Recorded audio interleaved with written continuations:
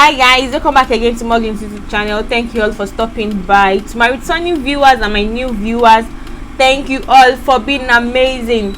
And if I yet to subscribe to this channel, kindly do so. Please guys, subscribe, like and share the beautiful videos we have on this channel with your family and friends so they can get to learn from the beautiful videos we have on this channel. So today we'll be learning how to make a V-based Autogele. Guys, this tutorial is beginner friendly and I'm very sure at the end of this video you'll be able to make a beautiful V base for your Autogele. So stay tuned as I teach you the steps in which I use in making mine. These steps are the simplest step and method you can ever come across, so kindly stay tuned. Thank you. So for my V base, I'll be making use of an Autogele, and this Autogele is in bundle, so I'll be cutting out the pieces I'll be using. So I'll be going with the following measurements. I'll be using 28 inches in two places. I'm going with 4 pieces, but the first two is going to be 28 inches while the second two will be 31 inches. Let me come again. I'm going with 28 inches in 2 places, then another 31 inches in 2 places. So first I'm cutting out my 28 inches. I'm cutting out my 28 inches, so my 28 inches now. So I'm notching it at the side to stop the wool from falling out of the pieces. So now I'm going now to cut out my 31 inches. So I'll be cutting out 31 inches like I said. Then I'll be notching it by the side also to avoid the wool. That will serve as a stopper for the wool dropping out from the pieces. So after cutting the 4 pieces that I want to use for this part, I'll be folding the rest aside. Then I'll now show you how I'm going to use the first 28 inches. So now this is my first 28 inches. I'm going to go to my machine now to join it, neatly sew it and join it together equally. So now it has been joined. Then now I'll go in now to start my folding. So I'll go in now to folding about 1 inch first inside. So now let me measure it for those that are for the amateurs, so they can get to see what I'm doing now. So that is my 1 inches. So I'm folding it in now properly and make sure it is well laid. Press it down very well so that it is well laid, so that the next pleat coming up on it can rest on the first one properly. So that is where I'll be sewing. Where I'll be pinning down is where I'm going to sew after folding it in. So the first piece that I folded in, where I'm going to sew is where I'm pinning down. So just watch it carefully. It's because I'm giving an illustration, that's why I'm pinning it down. But if I'm to sew, I'll just go directly and sew on my machine. But just because I'm showing you guys, that's why I'm pinning it down. And for the amateurs too, you can pin down so it can save you stress while sewing. So after pinning down, you can now go ahead and sew. So now I'll be going in now with the second pleat. I'll make sure it is well laid. The first one is well laid so that the second pleat can rest on it properly. So now I'm going with the second. So you leave a space about 2 inches before folding the next one on it. So while folding the next one on it, it is not going to, you are going to leave a space of about half an inch between the first and the second. So you make sure the second one is connecting with the first. It must pin it down. That is how your pleats can be well laid on each other. Like the first pleat you make, the next pleat that is coming up on it must connect with the initial one. So now after that, I'll be pinning down like I said, and where I'm pinning down is where I'll be sewing on the machine. So now after pinning down, I'm going in now with the third pleat. So this is what I have. So now fortunately the third pleat is on the joining of the first and the second pieces. So I'll be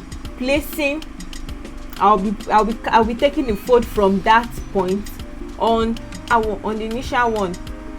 So now after making sure it is well laid, I'm pinning down. I'll go in with the third, with the fourth, and I'll go in with the fifth. Unfortunately, my two pieces of 28 inches can only take 5 pleats. So if yours can take 6 pleats, you are free to make 6 pleats. My intention was to make 6 pleats from these 2 pieces, but unfortunately I can only get 5 pleats from it. And if yours can only take 4 pleats as well, it's also fine, depending on how wide your hour is, I mean your piece of ashoke is. So mine can only take 5, so I'll be making 5 pleats out of these 2 pieces of 28 inches. So now I'm at the final pleat, which is the 5th one, so I'm pinning down. So I'll carefully pin down at each point so that the 5th one can properly lay on the initial one. At this point, you have to make sure it is connecting with the one before it. So after pinning down, this is what I have. So I'll go to my machine now to sew at each point of pin, at each point that I pin down. Then I'll fold together. So after sewing, this is what I have.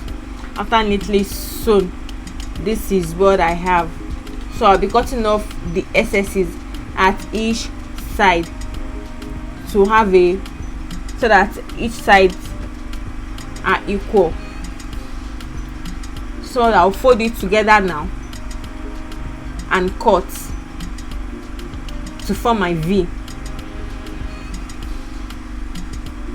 So after cutting, this is what I have. Now I can go ahead and place it on each other to form my V. So I have 5 pleats at each point. So this is the part, the V part. Watch carefully how I'm going to be placing it on each other. So I'm marking the tip of each pieces. I'm drawing like a letter L on it. So that point that I just showed you now, will be connecting that sharp edge will be connecting with the next sharp edge, like will be connecting with the other sharp edge. You connect it first, then you will straighten it to form like a letter L. You connect it to form a letter L on it, so you can have your very beautiful looking V. You can see how my V is V, like this is letter V. So you now go in now with one piece of 31 inches first to join with the V. Then you go ahead with the second one. You can go ahead with the second one. You can go ahead with the 2 first, but like I said, I'm teaching you the simple method I use in making mine. So I'll join with the first 31 inches first. Then I'll join with the second one. Make sure the sharp edge of each piece is connecting each other. Now I have my V and I have the 31 inches sewn attached to it. So this is, you can see how it is from the back and the front. So after being sewn, this is what I have. I have my V base already. So I'll be going now to cut the excess material out at both ends. So after cutting out, I can now go to my machine now to join the second 31 inches with it.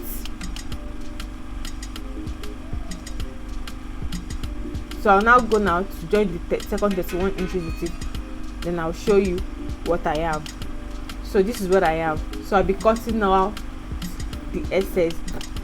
So there's one thing you have to note. It is better you are generous with your material than being stingy with it. At the end of the day, you will not get what you want. So being generous with it and having excess to cut out and do whatever correction you want to do, it is better than mincing your material, and at the end of the day everything goes to waste. So you need to trim it, cut out the wool, and this is what I have. So now I'll be going now. So after everything, I think I have about 25 inches thereabouts. So now I will now go now to measure the length of what I have. In total is 15 inches. So this is the material I'll be using to turn each side of the gele. So as I have 15 inches for my length, I'll be adding 2 inches. I'll be adding 2 inches, which is 4 inches, 2 at the top, 2 at the down, to turn it at each side. So this is my 19 inches now. Like I said, I have 15 inches for the length, and what I'll be joining is 4 inches, so to total 19 inches. So this is my vector tape measuring 3.5 inches. So there's a rough side, there's an hairy side. So I'll be placing the rough side down, then the hairy side is what I'll be placing on another pieces of 4 inches to sew the hairy type on it when I'm going to turn the other side. So this is my 90 inches. Then I'll be cutting into 2 for each side. I'm cutting it into 2. This is what I'll be using to turn each side. So after cutting now, I'll place each of them at both sides. The 19 inches that will be cut into 2, I'll place it at each side, and the rough parts will be facing each other for joining. So after being properly placed, I'll fold the 2 inches at the lower part and at the upper part. So that is how I'm going to turn it. I'm just showing you how you are going to do it when you get to your machine. So after placing it on each other at each side and the rough side facing each other, I'll now go now to my machine to sew. Then I'll now show you what I have after sewing. So after sewing, this is what I have. My V base is finally ready. So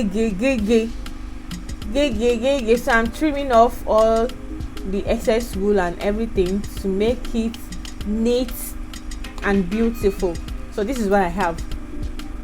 Can't see how beautiful this is? No, this is the simplest method you can ever come across. See how beautiful and less stressful this is. So after everything and all the cutting, I have about 21 inches 21.5 thereabout, and that is perfectly fine and okay by me. It is going to, the vector tape is going to do justice to whatever size of head you have. If your head is a bit bigger or smaller, the vector tape is going to do justice to that. And you know, it must be firmly placed on your head so that the V shape can really come out. Yeah, so I'm wearing it on this manicure to see the fitting. This is what I have. I hope you find this tutorial helpful. If you do, kindly give us a thumbs up. So at the back you can fold it and you can choose to use it, bring out your hair from that open part, or you can close it totally. So guys, don't forget to subscribe to my channel. Please kindly subscribe to this channel and share this video with your family and friends. Thank you all. See you all in my next video. Bye bye.